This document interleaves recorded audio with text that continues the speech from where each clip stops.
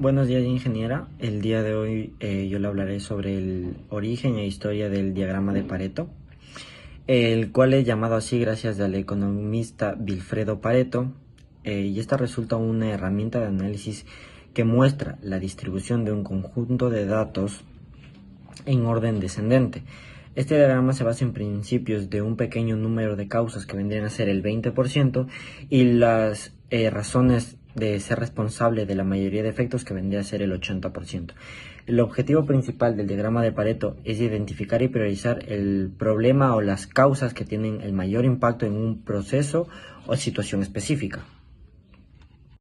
A su vez, también el diagrama de Pareto es una herramienta valiosa para la gestión de la calidad y la resolución de problemas, ya que representa clara y prioritariamente las causas subyacentes a un fenómeno dado, que facilita la toma de decisiones informadas y eficaces.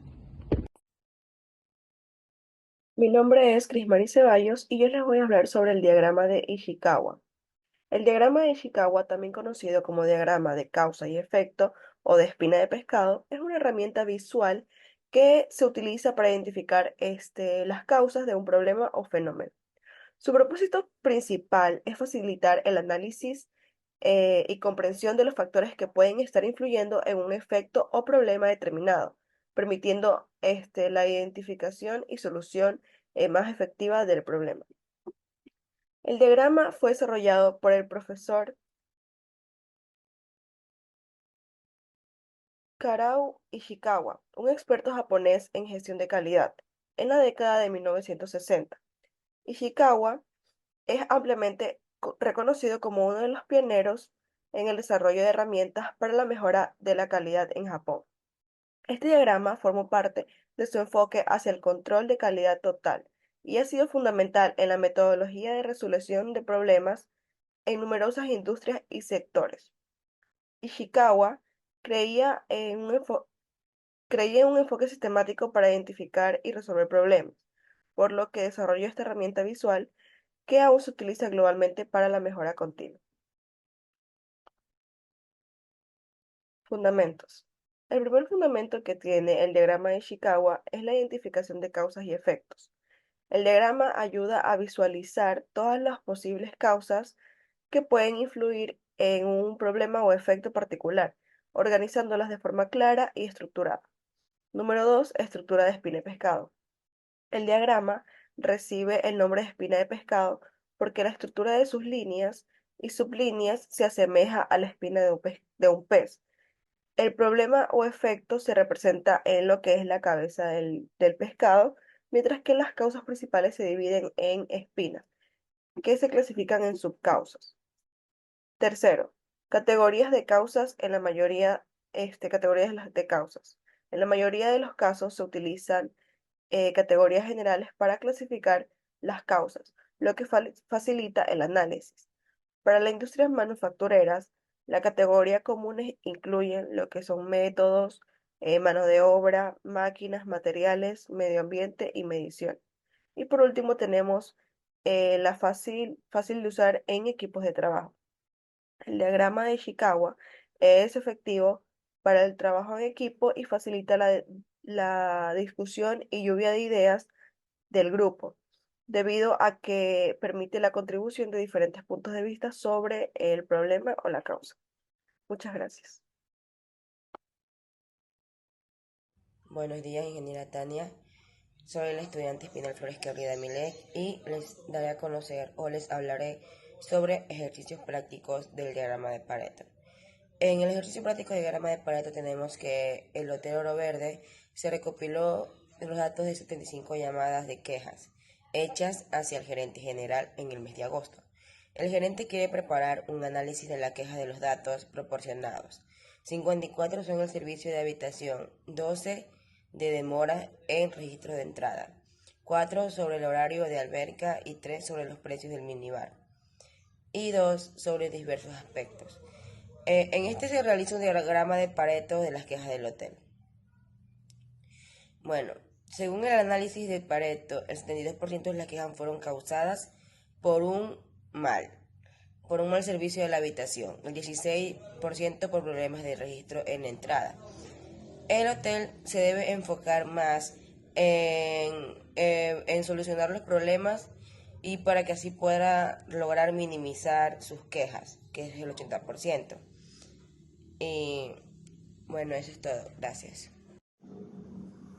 Buenos días, ingeniera. Soy Génesis Sandrango y hoy les vengo a impartir lo que es un histograma.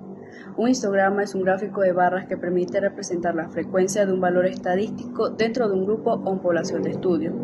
Es decir, que permite observar desde un plano general la distribución de una característica cuantitativa o continua, o comparar los resultados de un proceso en específico. El término histograma fue creado por el matemático inglés Carl Pearson en 1857 y 1936, a partir de las voces griegas histos o masis y grama, que es dibujo o figura. Esto se debe a que consta de dos ejes, que es uno vertical, el eje y en donde se representa la frecuencia, que es decir, la cantidad de veces que se repite un evento, mientras que en el eje horizontal, el eje X, se representan los rasgos o características que estudian en la muestra. Lo que es el histograma es una herramienta útil para reunir y analizar datos. Por su naturaleza gráfica puede ayudar a identificar e interpretar pautas que son difíciles de ver en una simple tabla de números. Los tipos de histogramas. Los tipos de histogramas existen dependiendo su planteamiento, como por ejemplo el histograma de frecuencia absoluta, que este es aquel que representa la frecuencia absoluta con la altura de las barras y puede aplicarse únicamente cuando los intervalos son iguales entre sí, o sea, cuando las alturas y la superficie son proporcionales.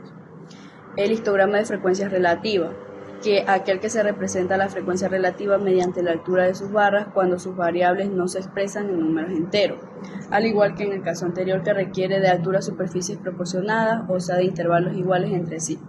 El histograma de intervalos desiguales, aquel que representa la frecuencia relativa mediante la superficie de las barras y no la altura, que es el único que permite el manejo de alturas y superficies no proporcionadas. El histograma de función densidad es aquel que representa la probabilidad de un suceso mediante la superficie de las barras, cambiando el concepto de la frecuencia relativa. Muchas gracias. Uso de evaluación de la variabilidad de procesos.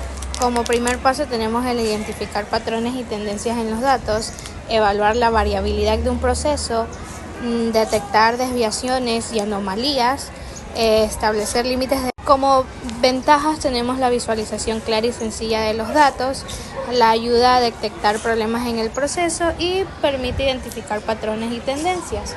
Como desventaja tenemos que no proporciona información sobre la causa raíz de lo... Como última desventaja es que también requiere una cantidad significativa de datos.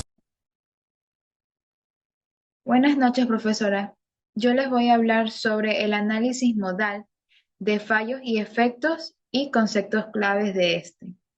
El análisis modal de fallos y efectos es una técnica sistemática y proactiva que identifica posibles fallos en un producto, proceso o sistema, evalúa sus efectos y establece acciones correctivas.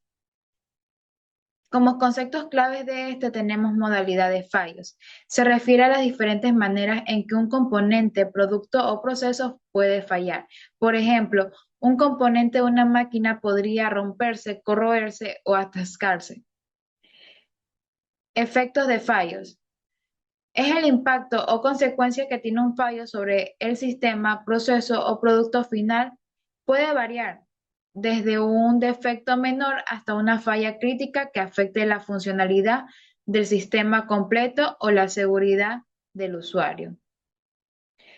Causas de fallos. Son las razones por las cuales ocurren los fallos. Estas pueden incluir errores de diseño, deficiencias en el proceso de fabricación, uso inadecuado de materiales o factores externos como el entorno de operación. Gracias.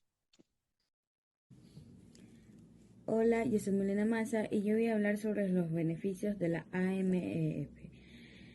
Gracias al análisis modal de fallos y efectos podemos plantear múltiples opciones para mitigar los riesgos, adquirir mayor capacidad de verificación de los cambios, una mejora de diseño tanto del producto como del proceso. Y ahorrar costes gracias a soluciones tempranas. La ventaja principal de hacer un análisis modal de fallos y efectos es identificar los fallos antes de que ocurran, y es una herramienta de análisis utilizando beneficios como valorar los riesgos de fallos de un producto o proceso de fabricación y prevenirlos, priorizar en función de la valoración de los riesgos potenciales las acciones de mejora o que eliminen o reduzcan sus apariciones. Proporcionar los mejores datos de entradas para el desarrollo de un plan de un control. También está el aumento de la fiabilidad y durabilidad, la identificación y corrección de los posibles fallos de mejora, fiabilidad y vida útil de un producto o un sistema. Gracias. Buenas noches, ingeniero. Yo voy a hablar sobre el control estadístico de procesos, también conocido como el DSPC. El control estadístico de procesos es una herramienta fundamental en la gestión de la productividad, ya que permite monitorear y controlar la variabilidad en los procesos productivos, optimizando así los recursos y minimizando desperdicios. Lo que se refiere al control estadístico, podemos decir que es una gestión que busca no solo maximizar el rendimiento, sino que también asegura la calidad y consistencia del producto final. A través de los SPC, las empresas pueden identificar lo que serían rápidamente las desviaciones de procesos estándares antes de que se afecten en la producción a gran escala, lo que evita la acumulación de productos defectuosos y reduce el costo de la corrección. Además, el SPC promueve una cultura de mejora continua en la que cada miembro del equipo puede contribuir la calidad, impactando así positivamente a lo que es la productividad y en la competitividad a largo plazo de las organizaciones. El SPC tiene como técnicas, tiene técnicas básicas, que sería el diagrama de Pareto, el diagrama de control, los gráficos de barras, que esto podemos decir que las técnicas, bueno, son las que más son utilizadas en este proceso. En el diagrama de Pareto, que es una técnica que ayuda a identificar principales de los problemas dentro del proceso mediante el Pareto 80-20, donde aproximadamente el 80% de los problemas suelen derivarse al 20% de las causas. Esto permite priorizar el esfuerzo y maximizar la productividad.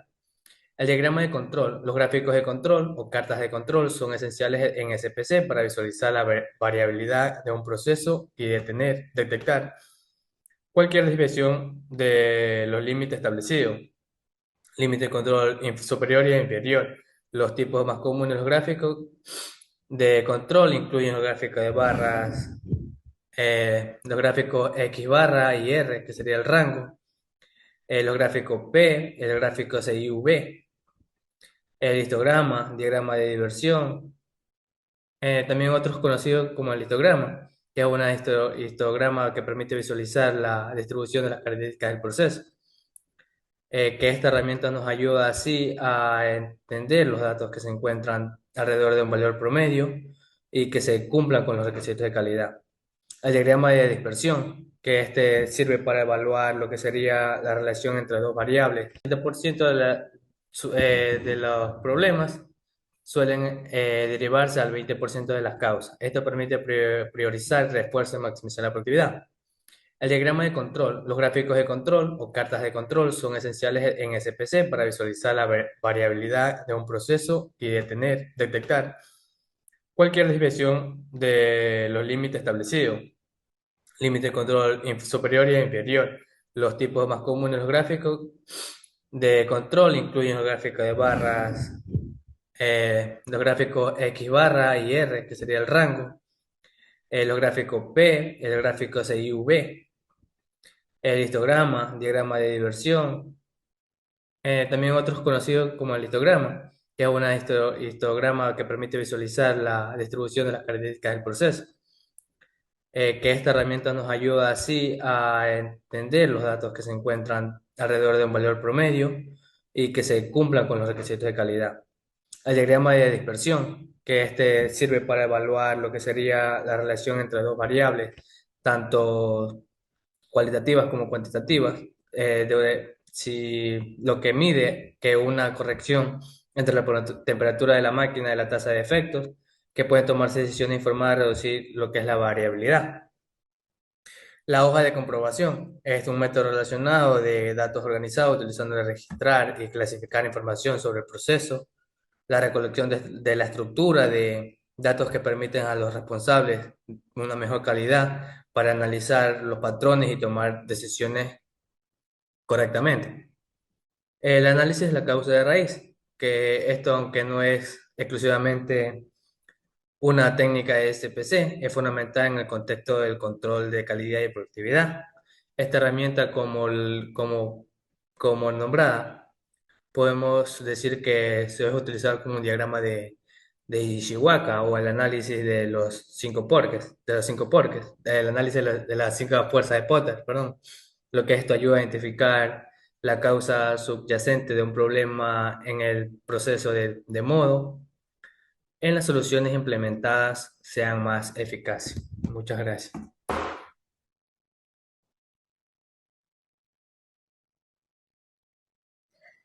Mi nombre es Stephanie Lucas y a continuación voy a presentar el tema de herramientas comunes de SPC. Una de las herramientas comunes son los gráficos de control, entre los cuales encontramos gráficos X y gráficos de control como C y U. Son utilizados para monitorear la variabilidad y estabilidad de un proceso, ayudando a visualizar si el proceso está bajo control estadístico y permitiendo identificar causas especiales que podrían causar variabilidad.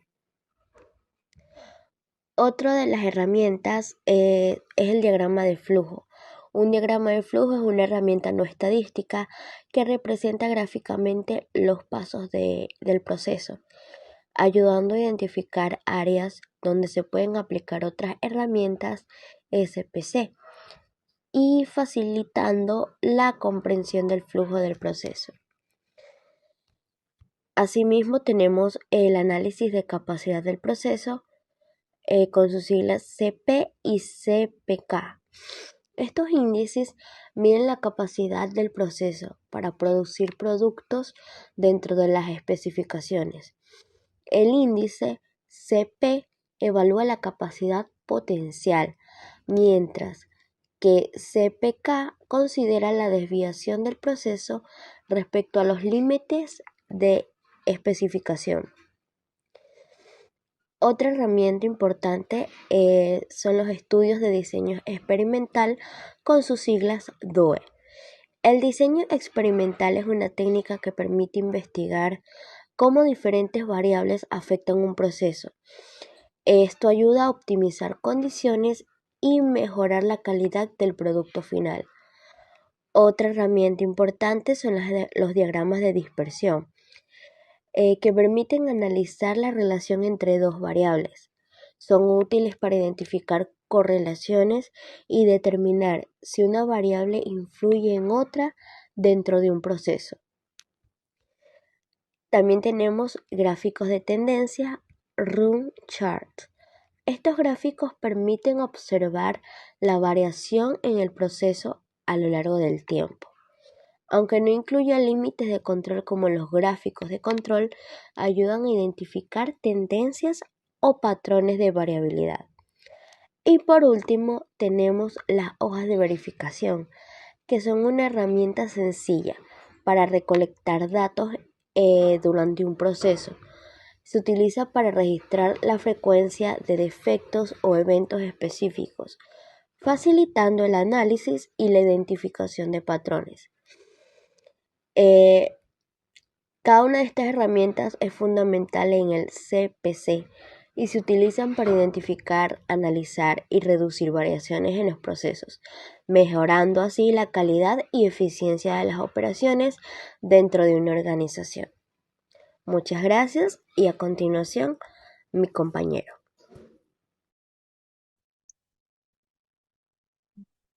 Muy buenos días, ingeniera. El tema que me tocó a mí es sobre la aplicación en la gestión de calidad. Nosotros tenemos 5 pasos para hacer lo que es la aplicación. El primero, que viene a ser la identificación de problemas, que es donde se recopilan datos sobre los problemas o defectos de un producto o un proceso. Tenemos el segundo paso, que viene a ser la clasificación de problemas. Los problemas se clasifican en categorías. El cálculo de frecuencia o impacto, que es donde se calcula la frecuencia o el impacto de cada problema. La creación del diagrama, que es donde se crea el diagrama de Pareto con los datos recopilados. Y por último, tenemos también lo que es análisis y priorización, que es donde se analiza el diagrama y se priorizan los problemas más significativos de tal gestión.